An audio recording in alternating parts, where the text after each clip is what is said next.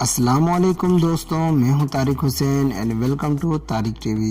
دوستوں، اتوار کے روز تائیوان میں ہونے والے پتنگ بازی کے ایک تہوار میں اس وقت خوفناک صورتحال پیدا ہو گئی جب ایک 3 سالہ بچی پتنگ کی دم کے ساتھ ہوا میں اڑ گئی۔ دوستوں، پتنگ بازی کے بین الاقوامی مقابلے میں پیش آنے والے اس واقعے کی ویڈیو دیکھتے ہی دیکھتے سوشل میڈیا پر وائرل ہو گئی۔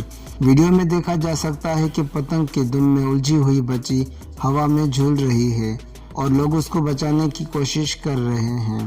دوستوں، ویڈیو میں لوگوں کی چیخنے کی آواز صاف سنائی دے رہی ہے۔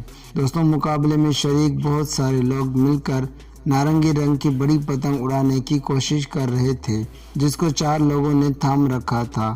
ہوا اس قدر تیز تھی کہ بڑی پتنگ کو سنبھالنا مشکل ہو رہا تھا۔